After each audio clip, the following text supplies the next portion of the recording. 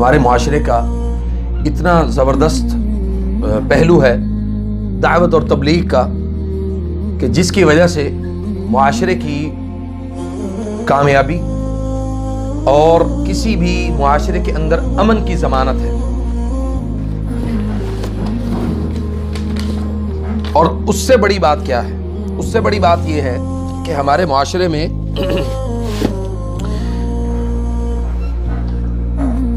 دنیاوی تعلیم کے لیے بہت زیادہ ضرورتیں ہیں ہماری، لیکن اس سے زیادہ جو افسوسناک بات ہے کہ دین کی تعلیم کے لیے ہمارے پاس کوئی وقت نہیں ہے.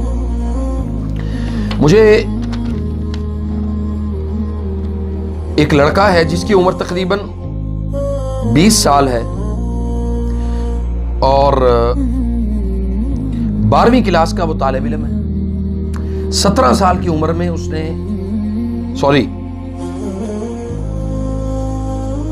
اس نے کمپلیٹ کیا تھا او لیول 16 سال کی عمر میں، اور پھر دوبارہ I wrote this book after completing my O level at the age of 16 and it got published at the age of 17. 17 سال کی عمر میں اس نے کتاب، 16 سال کی عمر میں کتاب لکھی، 17 سال کی عمر میں کتاب کو پبلش کروا کے مارکیٹ میں لے آیا. اور وہ کہتے ہیں کہ I saw your videos on pornography in which you discuss the graveness of this heinous act in Pakistan.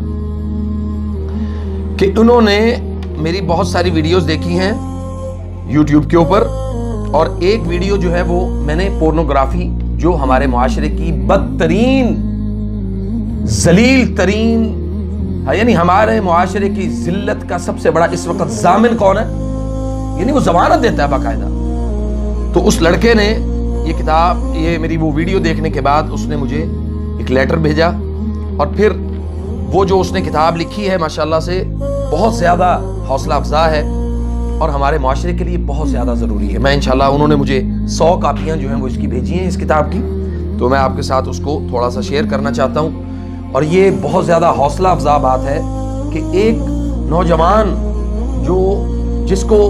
جس کی زندگی میں بہت ساری اس طرح کے معاملات ہونے چاہیے تھے، وہ اپنی زندگی کو یعنی اس طرح سے گزار سکتا تھا کہ جس طرح سے عام دنیا کے لوگ گزار رہے ہیں. لیکن سبحان اللہ، اسی چیز سے مجھے ایک واقعہ یاد آیا کہ ڈاکٹر ذاکر نائک کا پچھلے دنوں ایک کلپ جو ہے وہ میری نظروں سے گزرا، تو انہوں نے اس میں کہا کہ ایک بڑا ہی زبردست واقعہ، 30,000 دینار ایک شخص جو ہے وہ اپنی بیوی کو دے کر جاتا ہے اور کہتا ہے کہ میں جب واپس آؤں گا تو یہ 30,000 دینار میں تجھ سے واپس دوں گا. جب وہ شخص واپس اپنے گاؤں یا اپنے اس علاقے میں پہنچتے ہیں تو وہ کیا دیکھتے ہیں کہ علماء کی مجلس ہے.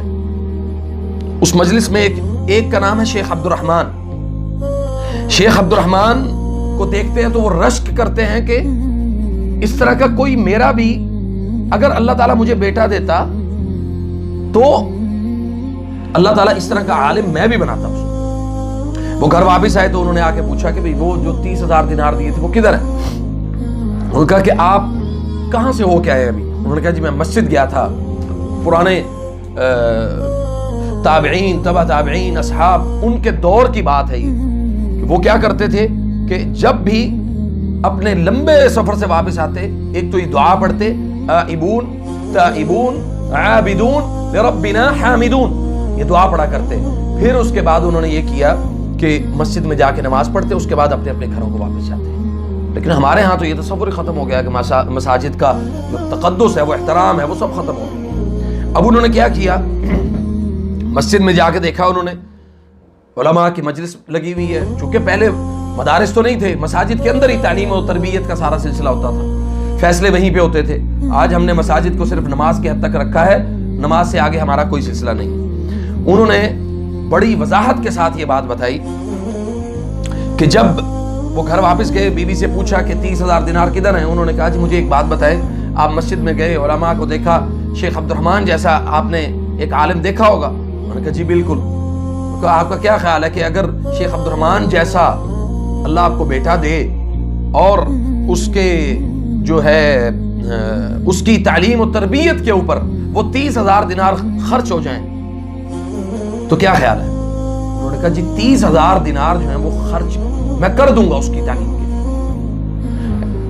یعنی دین کا علم حاصل کرنے کے لیے میں 30,000 دینار اس کے اوپر خرچ کر دوں. اور 30,000 دینار وہ ڈاکٹر ذاکر نائک کہتے ہیں کہ ہمارے ایک دوست نے اس کو جب ملٹیپلائی کیا 30,000 دینار کو پاؤنڈز میں اور پاؤنڈز کو پھر روپیز میں تو 15 کروڑ روپے انڈین بنتے تھے. پاکستانی 30 کروڑ روپے بنتا ہے تقریباً. 30 کروڑ روپے وہ کہتے ہیں کہ میں اپنے بیٹے کی تعلیم و تربیت اسلام دین سکھانے کے لیے میں لگا سکتا ہوں. انہوں نے کہا پھر اللہ آپ کو مبارک کرے، وہ شیخ عبد الرحمن آپ ہی کا بیٹا ہے اور میں نے وہ 30,000 دینار اس کی تعلیم و تربیت کے لیے میں نے لگا دی. تو ہمارے ہاں تو ایسا کوئی تصور ہی نہیں. تو بہت زیادہ حوصلہ افزا یہ بات ہے کہ یہ جو کتاب لکھی اس بھائی نے، اور مجھے آج اسپیشل انہوں نے ایک باکس، ریڈ باکس یہ جو بڑا ہوا ہے TCS کے تھرو انہوں نے مجھے بھیجا. میں سب سے پہلے تو اللہ کا شکر ادا کرتا ہوں کہ ہمارے معاشرے میں ابھی نوجوان نسل جو ہے وہ اس طرح کی باقی ہے جس کے اندر دین کا فہم اور دین کو سمجھنے کی قوت ابھی باقی. انہوں نے کتاب کا نام لکھا ہے معاشرتی برائی اور اس کا رد قرآن اور سنت کی روشنی میں. ذیشان علی نام ہے ان کا، اور نظر ثانی کی ہے مولانا عثمان منیب صاحب نے اور ڈاکٹر سید توقیر حسین نے. اور اس کتاب کے جو بڑے بڑے یعنی جو انہوں نے جو کانٹینٹ ہے وہ میں آپ کو بتا دیتا ہوں. سب سے پہلے ہے جی دین کی بات دریافت کرنے میں شرم کیسی. کتاب میں استعمال ہونے والے علوم حدیث کی کچھ اصطلاحات. مشت زنی سے مراد نیکی اور برائی کیا ہے نص قرآن کی روشنی میں. پہلی آیت، دوسری، تیسری، چوتھی، پانچویں. لواطت کیا ہے 7ویں 6ٹھی آیت. ایک صحابی کا رسول اکرم صلی اللہ علیہ وسلم سے زنا کی اجازت مانگنا صحیح حدیث کی روشنی میں. اور پھر عورت ایک فتنہ ہے. یہ ٹوٹل جو کانٹینٹ ہے انہوں نے اس کتاب کا مکمل کانٹینٹ، جیسے نبی صلی اللہ علیہ وسلم نے فرمایا میں اپنے بعد اپنی امت کے لیے سب سے بڑا فتنہ جو چھوڑ کے جا رہا ہوں وہ کیا ہے؟ عورت. نبی صلی اللہ علیہ وسلم کا فرمان. یعنی اس سے مراد یہ ہے کہ سب سے زیادہ یعنی مردوں کو تو ضرورت ہے ہی، کیونکہ انہوں نے باہر نکلنا ہے، دعوت کا کام کرنا ہے، لوگوں کو اسلام کی تبلیغ کی دعوت کا کام کرنا ہی کرنا ہے. اس سے مراد یہ ہے کہ سب سے زیادہ کسی بھی معاشرے کی ضمانت یعنی پرامن معاشرے کی ضمانت یہ ہے کہ عورت کو دین سکھایا جائے، عورت کو دین سمجھایا جائے، عورت کو دین کے اوپر تربیت اس کی جائے کہ اس نے ایک معاشرے کو اپنی ذاتی انا اور اپنی خوشی کے لیے لے کے نہیں چلنا، بلکہ اس نے نسلوں کی بہتری اور نسلوں کو سکون اور اطمینان دینے کے لیے اللہ تعالیٰ نے اس عورت سے کام لینا. تو ہم بھی یہ دعا کیا کریں کہ یا رب ہم سے وہ کام لے جو سبحان اللہ اللہ تو نے اپنے بندوں سے کام لیا ہے، بڑے بڑے بندوں سے، بڑی بڑی عورتوں نے اللہ کے دین کی دعوت کا کام کیا ہے. تو ہمیں بھی اس پر جو ہے وہ بہت زیادہ کام کرنے کی ضرورت ہے. تو یہ انشاءاللہ تعالیٰ یہ سب کو یہ ان ذیشان علی کی طرف سے جو ہے نا یہ کتاب جو ہے یہ گفٹ ہے سب کے لیے انشاءاللہ. یہ اٹھ کے نا کوئی ایک ہماری بہن تقسیم کر دے سب کو. یہ